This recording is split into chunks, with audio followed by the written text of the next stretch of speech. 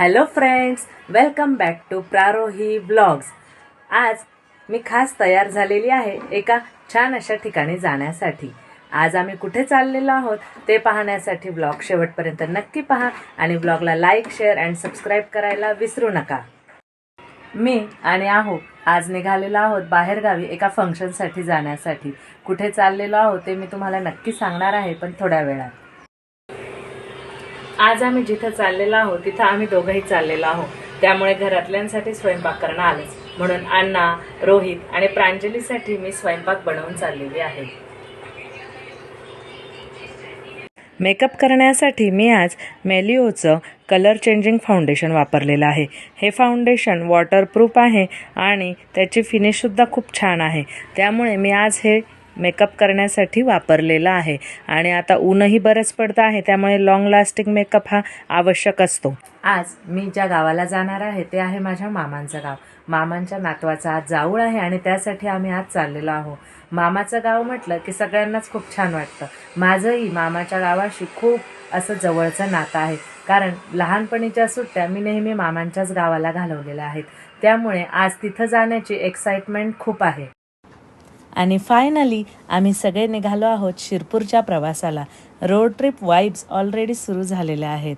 आमच्यासोबत दादा, वहिनी आणि प्रिन्स पण आहे। सगळे एकत्र निघालो की प्रवास अजून स्पेशल होतो।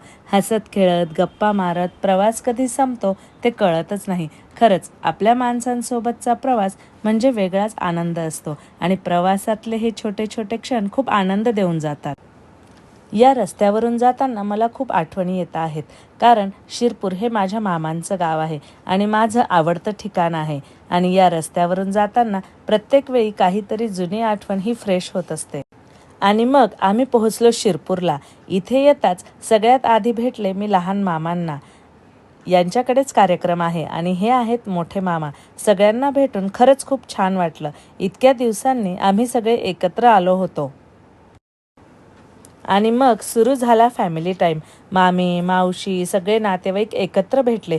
घरभर गप्पा, हशा आणि आनंदच आनंद होता। प्रत्येकजण आपापल्या स्टोरीज शेअर करत होते। लहानपणीचे किस्से आठवून सगळेजण हसत होते।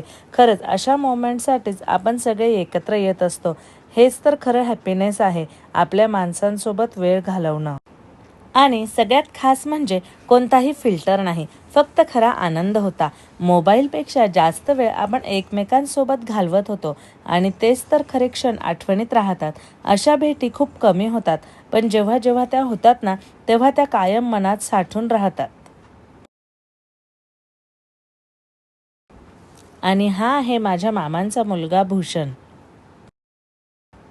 आता इथे सगळी पुरुष मंडळी जेवायला बसलेली आहेत।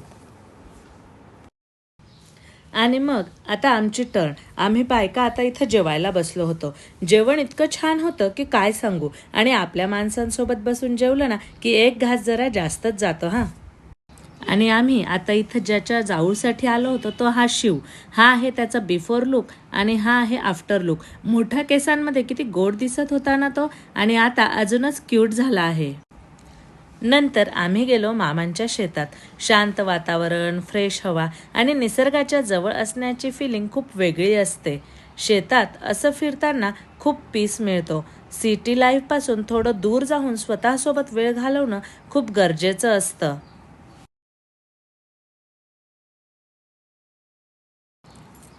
आणि मग आम्ही निघालो परत घरी येण्यासाठी। मध्ये थोडंसं थांबलो उसाचा रस पिण्यासाठी। ट्रॅव्हलमध्ये असे छोटे छोटे ब्रेक्स घेतले की मजा अजूनच वाढत असते। फ्रेंड्स, गावाहून आम्ही आलो। प्रवासाचा थकवा जरी असला तरी आपल्या माणसांना भेटून मन अगदी फ्रेश होऊन गेलेलं आहे, त्यामुळे खूपच छान वाटतं आहे। हा होता आमचा आजचा व्लॉग। आशा आहे तुम्हाला तो आवडला असेल। लाईक, शेअर आणि सबस्क्राईब करायला विसरू नका। भेटूया पुढच्या व्लॉग